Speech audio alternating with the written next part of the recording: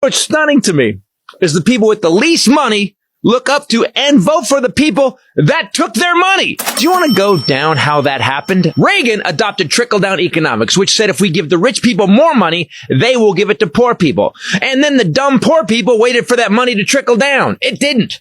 The London School of Economics did a study of 18 countries over the last 50 years. They found out that not only did the poor get absolutely nothing with trickle down except bent over and something weird trickling down their leg, the rich benefited and more than doubled their wealth. Yeah, no trickle for the poor and a raging river of quan for the rich.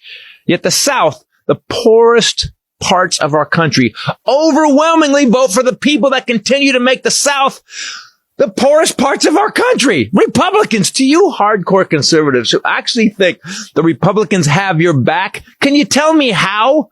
Guns? Okay. So you get to have unlimited, no permit, concealed carry. Why? We've had more mass shootings than days in the year. How scared are you? And what are you scared of? Minorities? Immigrants? Well, in a comprehensive study done by Princeton University in 2020, they found that U.S.-born citizens are over 2 times more likely to be arrested for violent crimes, 2.5 times more likely to be arrested for drug crimes, and over 4 times more likely to be arrested for property crimes than immigrants. You know, Americans, patriots, commit more crime and do more damage than the people who came here legally and illegally. Yeah, put that in your flag and burn it. But the Republicans keep you scared. Don't worry that your kids might get mowed down in school. Worry about a drag brunch where they may hear a Broadway retrospective. No one has been killed at a drag brunch, but kids have been mowed down in school learning to read. The Democrats have brought back 12 million jobs. They started infrastructure. The CHIPS Act lowered drug prices. They expanded healthcare. 260 million vaccinated. Wages are up 5%. Inflation is down. Gas prices are down. 800,000 manufacturing jobs. They united NATO and brought back America's reputation worldwide. That's in 3 years. The Republicans have put forward zero legislation that fixes anything. Period. The GOP voted against infrastructure. They voted against the CHIP Act. Yet, they claim credit for it in their districts. They voted against cheap insulin, lowered drug prices, and against expanded health care. For you! The Republicans backed up Russia and have spent more time talking about the president's son than they have about your needs as tax-paying Americans. That's right, Poochie. Let's get into this. You! So in summation, trickle-down economics doesn't trickle. Immigrants commit less crime than Americans, right? And drag queens don't hurt kids. Unlimited AR-15s do. Hunter never worked in the White House. He never made $640 million while working in the White House, and he didn't take $2 billion from Saudi Arabia.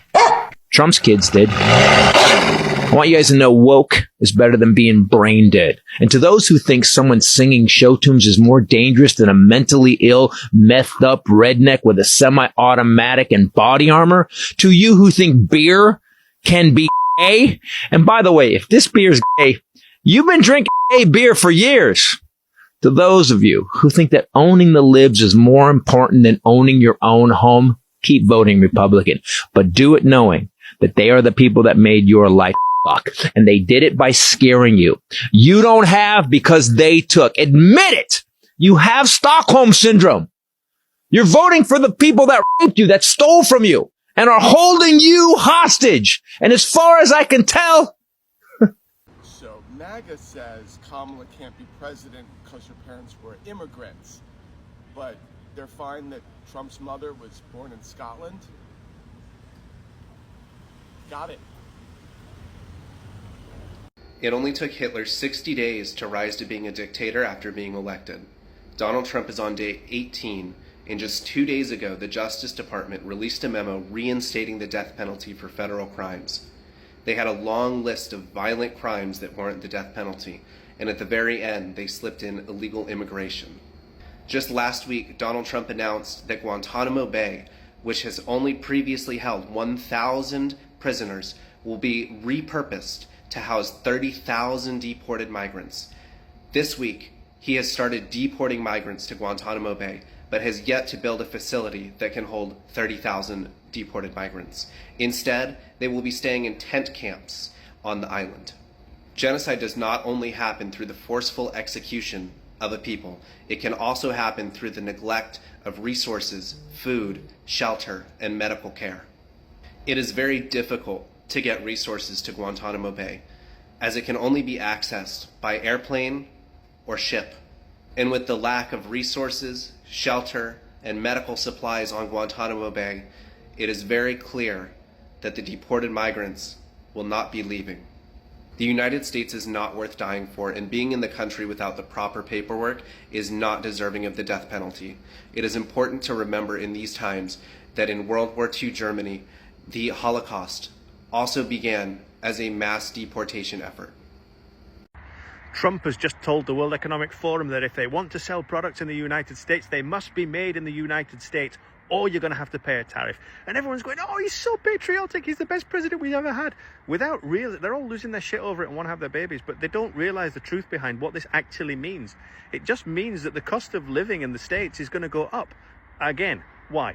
Look at it from a manufacturer's point of view. Why would you manufacture something in the United States that you already have infrastructure elsewhere to manufacture? You're going to have to move your infrastructure. You're going to have to pay the American workforce to work for you. They're not cheap. So the price of the product is going to go up anyway if they manufacture in the States. So why not just keep manufacturing where they're manufacturing right now and pay the tariff? They don't mind paying the tariff. Why? Because the price of the tariff goes on the price of the product that they're selling. The American people are going to pay the tariff, but guess who gets to keep the tariff? The parasite class. The American government and the parasite class. They're making money while they're making the common people poorer. This is the age-old story. And when are you going to wake up and see it? That none of these elected leaders, I don't care who it is, whether they're red, whether they're blue, whether they're yellow, whether they're green, what political party they're a part of, they're all part of the same club, the parasitic class, and they will never, ever do anything for you. They only ever do things for themselves. It's time to wake up. Take back your power, take back your sovereignty, and create. So, because of Trump, I just lost my job. Yeah. In fact, my entire department just lost their jobs. I was one of the head research analysts in charge of discovering how much wood could a woodchuck chuck if a woodchuck could chuck wood. But according to our government, that answer doesn't matter anymore. I mean, all those years, all that research, it's just gone. And you know the craziest part is now the world may never know the answer to how much wood could a woodchuck chuck. I'm sorry. Thank you for listening.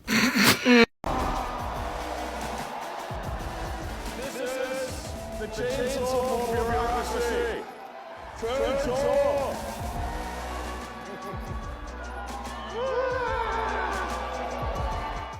They are performers, and that was another show. But what I have something to tell the American people.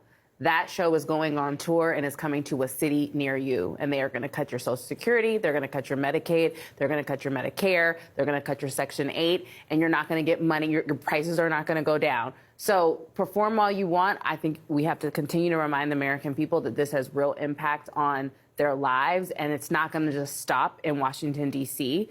And they aren't just people that you want to take a chainsaw when we talk about violence and all the rhetoric and whatnot. Like, we're talking about human beings and the jobs and their children and their mortgages and their groceries that they have to pay for that he's saying he's slashing. So I'm not surprised by his performance, but his actions have real life consequences, and he's making a joke of it. We have some big news right now. According to Bloomberg exclusive reporting, the Trump administration has just fired more than 240 TSA employees. In a new statement from the spokesperson of the agency, according to Bloomberg, he says, quote, under President Trump's leadership, TSA terminated personnel due to performance and conduct issues during their probationary period. TSA is responsible for the safety of Americans in air travel.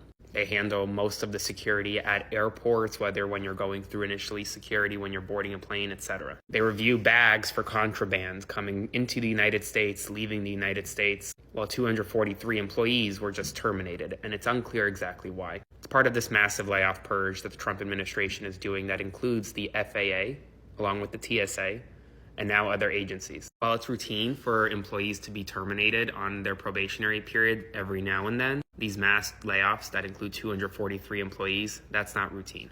I'll do a full breakdown on my Substack shortly, and as always, comment below your thoughts, spread the word, follow along for all the news you need to know about.